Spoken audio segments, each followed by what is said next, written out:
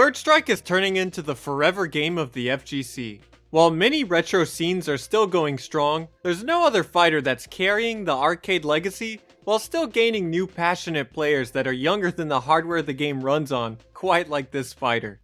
But hey, if Third Strike is so good, why isn't there a Third Strike 2? Well, actually there was, and I backed its Indiegogo campaign 12 years ago and eventually got a game that didn't recognize any of my arcade sticks and never worked online. Okay, let's back up. This is Yatagarasu. It's a Japanese PC doujin fighter that originally released in 2008 that harkened back to the good old fighting games of 1999. Cause unlike most doujin fighters that were the anime Air Dasher variety, this one took its inspiration from the glory days of SNK and Capcom mechanically and stylistically. This game is a 4-button fighter with EX moves, a universal overhead, selectable supers, parries that make your character flash blue so you can hit a big punish, and even a boxer who can crab punch juggle you in the corner.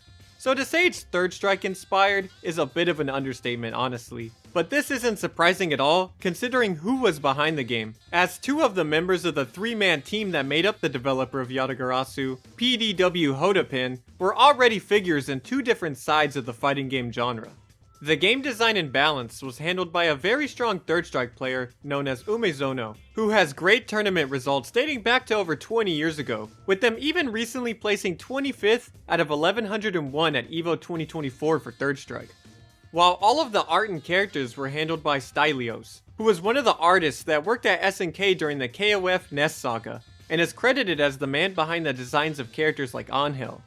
And then the last member of the dev team, Shiza, is the sole programmer and creator of Yatagarasu, and is the fighting game enthusiast brainchild who brought this team together to craft a love letter to the peak of the arcade fighter. And yeah, Yatagarasu definitely pulled that off. I can't overstate how impressive this game looks and feels for an indie release coded by just one guy from scratch, as doujin titles like this are primarily made in an author's free time, so they can eventually be sold to other enthusiasts at doujinshi conventions like Comicat, usually sold at a cost deficit.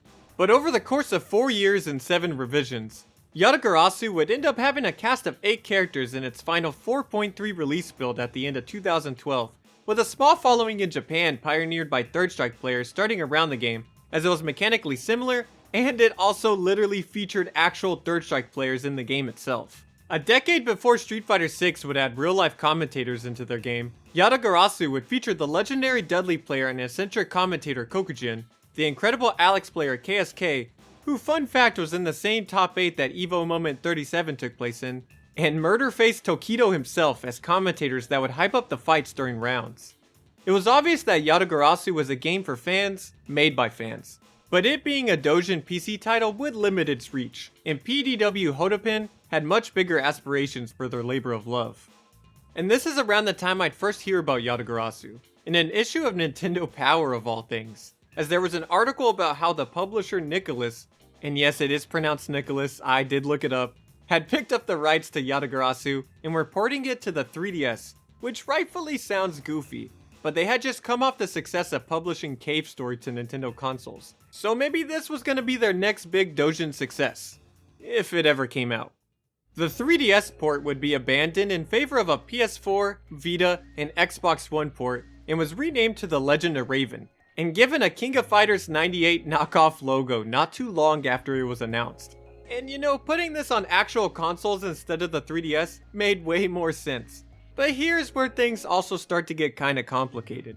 So Nicholas had the rights to the last PC release of Yatagarasu, which was the 4.3 version, and that's what they were going to port to consoles. But at the same time Nicholas was working on this port, PDW Hodapin met with another publisher named New Media and launched an Indiegogo campaign for a new update to Yatagarasu, subtitled Attack on Cataclysm in 2013. So there are 2 versions of Yatagarasu being worked on at the same time, one being a port of the old doujin game to consoles, and a new update for PC and arcades that would just immediately make the console port obsolete. Very weird and confusing. But in a sad and maybe predictable turn of events, The Legend of Raven would never come out and the dream of console Yatagarasu would die. But honestly, let me reiterate that this console version was going to be an old version of the game. So even though it wasn't the worst thing ever to lose, this is just the beginning of Yatagarasu failing to deliver. But you know who did deliver? 3,585 backers for the Yatagarasu Attack on Cataclysm Indiegogo. Because even though the campaign was asking for $68,000, within a month, they ended up raising almost $120,000. And guess what? A young Guile win quote was 10 of those dollars.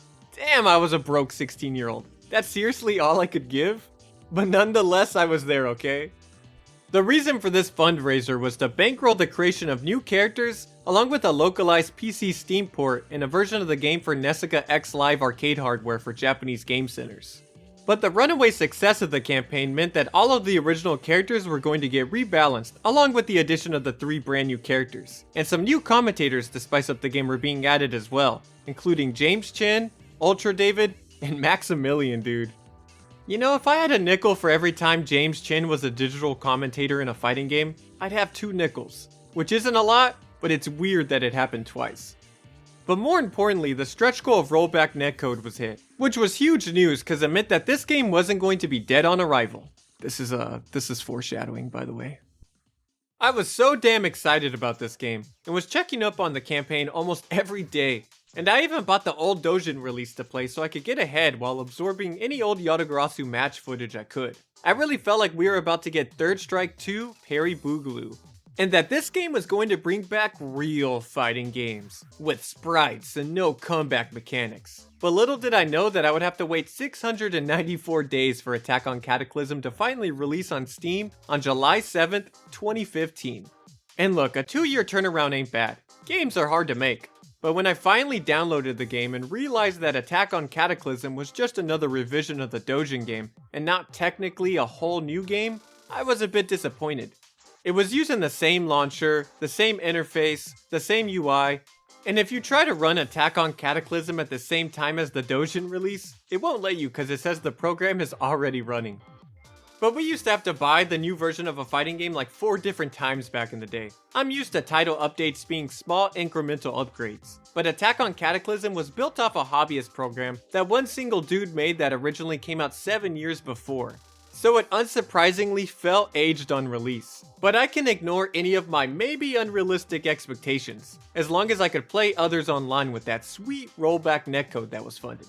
Psych, it was never added to the game.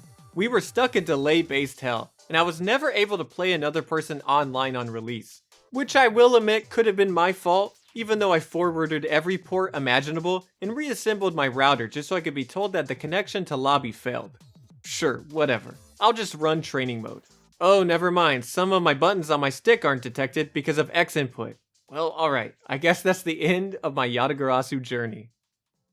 So while we did get screwed out of playable online, PDW Hodapin did fulfill their main goal by releasing a localized version of Yatagarasu, as well as launching the game into arcades. Which is cool, and I'm happy for the devs and for the Japanese scene.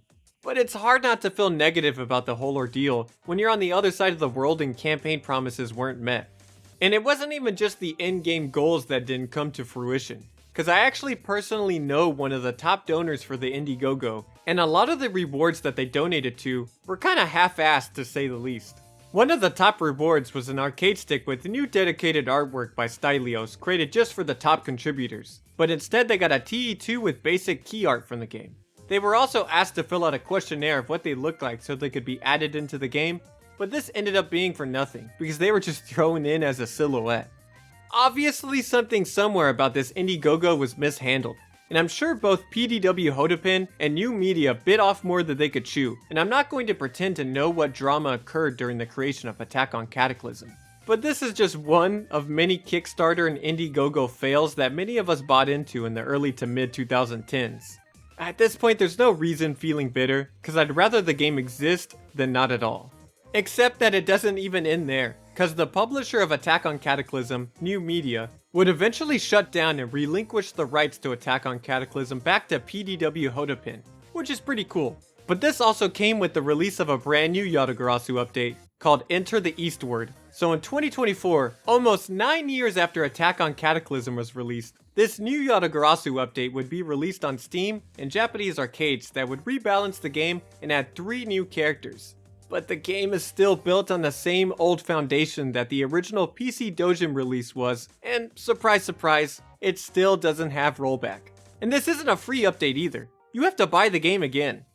Okay, so now I'm a little bit annoyed, and I feel like I'm getting played a bit. And you know, I'm definitely part of the problem, because I did buy the game again, and I still had issues playing online. So I had to get a friend to come over to my house to play the game with me, so I could record footage for this video. And we had to go through 5 different sticks before the game would recognize 2 controllers at once. And even then, the game randomly crashed on us at one point.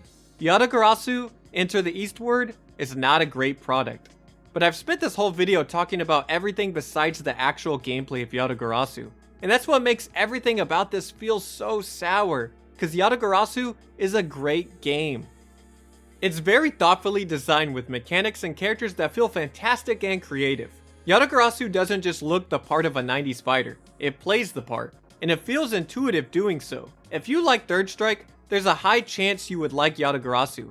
And Third Strike players don't like any other game, so that's saying something. And that's of course because the engine is derived from Third Strike, but makes interesting changes to combat common Third Strike criticisms.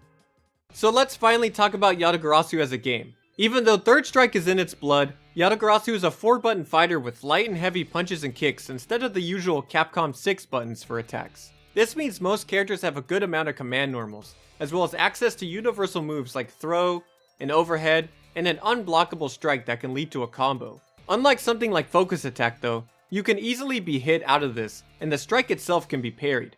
And parries of course are the big mechanic of this game.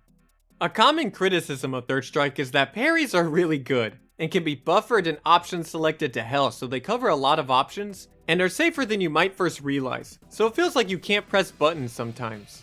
Even though you have to tap down or forward so you can't block, and lockout times exist, because there is no animation for a parry attempt, if you understand the game's tempo, there's not a lot of risk in going for a parry in many common situations. This is why whenever a game adds a universal parry mechanic, it's usually tied to a command that has an animation, so it's clear to a player when a parry has been attempted and when it can be punished if mistimed. Personally, I think the way Third Strike handles parries is much more interesting than other fighters, even though to a new player, they can seem a bit suffocating. Yatagarasu attempts to ease the mysteriousness of Third Strike parries with its system called button locking. You see, Yatagarasu is still technically a 6-button game, with the last 2 buttons being a high and low parry. If a hit is about to connect, tap the correct button and you get a parry. But there's still no whiff animation like Third Strike.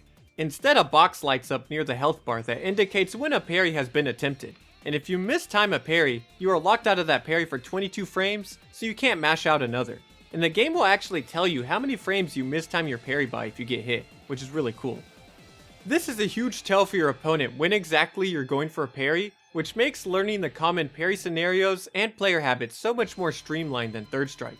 But there's also a big reward for punishing an opponent's incorrect parry in Yatagarasu, as counter-hitting the opponent out of a failed parry gives you more frame advantage or sends the opponent into a juggle state, so you can get bigger and badder combos. So while parries are technically easier, there's also more reward for calling them out, which you'll probably do often, as Yatagarasu also has a guard bar to encourage the player to start timing some button presses before they get guard crushed. Personally, I think Yatagarasu's parries are a smart solution that only someone deep in the Third Strike minds could have thought of, because they practically work the same while offering a better visual idea of when they're being used and when they're being punished. But if you already hate Third Strike parries, this probably won't change your mind. Whether it's a tap of the stick or a button press though, they still feel great. Yatagarasu also takes EX moves and selectable supers straight from Third Strike, but your character has access to both supers regardless of choice during the match, with the super you choose on the character select screen getting some kind of buff. I'm kinda on this, because one of my favorite aspects of Third Strike is the varying supers and how it affects their playstyle and meter gain. While every character in Yatagarasu has the same meter length and access to all supers. You could still whiff for meter though, so start mashing from full screen.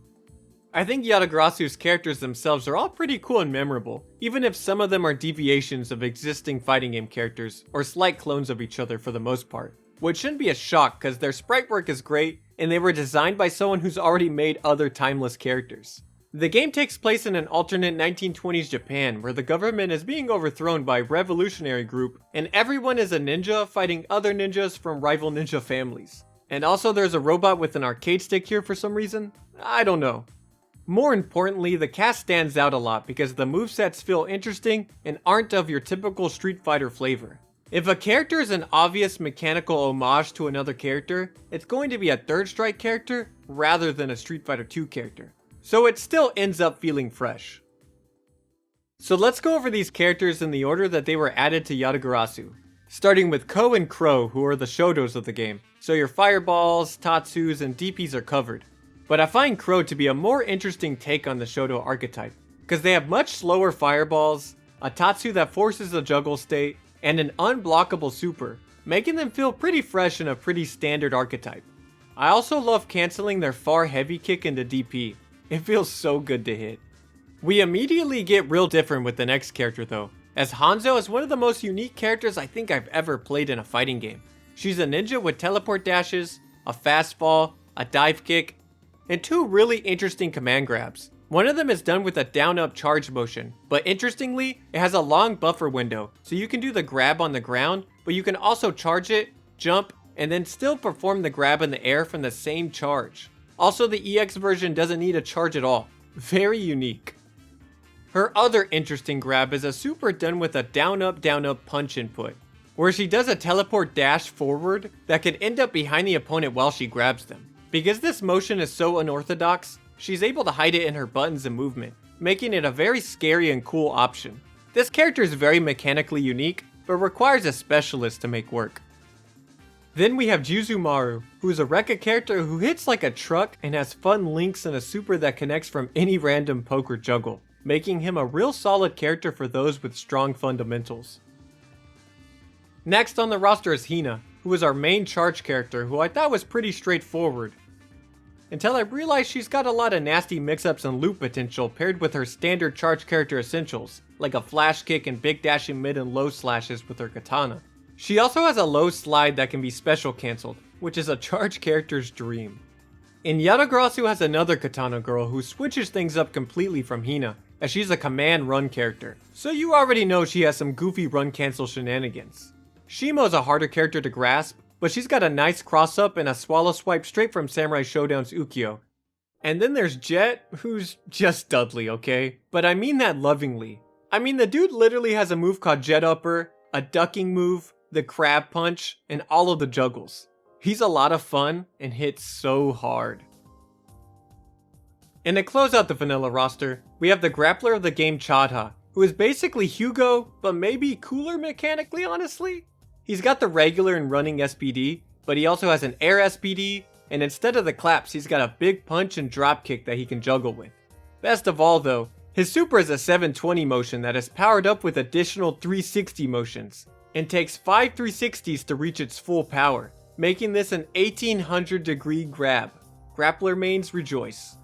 Now for the characters added to Attack on Cataclysm, we're going back to ninjas with Azure, who also has teleport dashes like Hanzo, but also sports a ground and air power wave, a command grab super, and a super where he chunks some plasma in the air and lets it rain down for mix-ups. He's super sick. Kotaru is another ninja girl who is probably one of the most unique in the cast, as she's an extreme mix-up character with command jumps and specials that lead to a lot of air options, like a pizza cutter, kunais, and even a super that inflicts a debuff that reduces pushback on the opponent when it hits, which I think is the first time I've ever seen something like this in a fighter. She's low damage and takes a lot of work, but if you want to open people up, pick Kotaru. To close out the Attack on Cataclysm roster, we have Aja, who is an absolute scrub killer who will force you to learn how to parry, as she has huge sword special moves that can be cancelled into each other for free. She's simple, strong, and a waifu, which is a dangerous combination. Now for the characters that were added into Enter the Eastward, starting with Wugui, who is a butler that has ridiculous juggles anywhere on the screen, along with a very unique special that counters grabs and command grabs, which I don't think I've ever seen.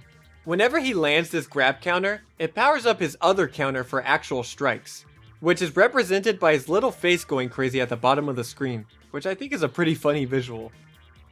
Then we have Tinyi, who's very Guilty Gear Jam core, and has some of the most ridiculous hit confirms and wild burst options in the game.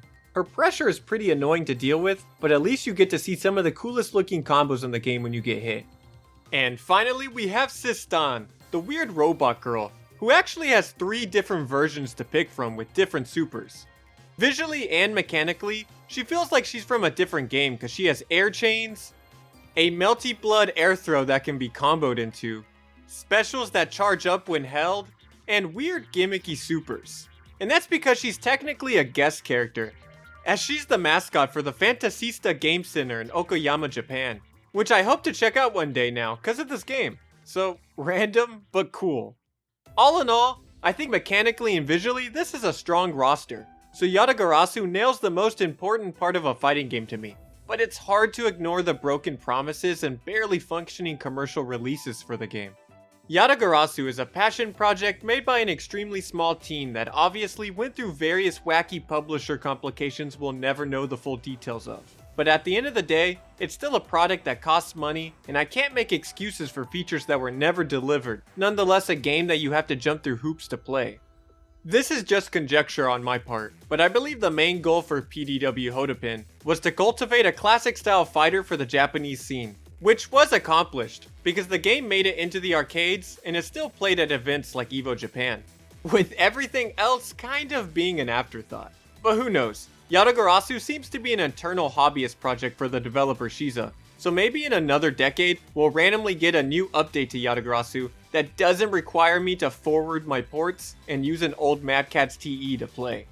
And I'm serious, I want Yatagarasu to get the package it deserves one day. It's a good game that I also just can't recommend to a normal fighting game enjoyer, but I understand why the players who do play it are willing to persevere to find matches.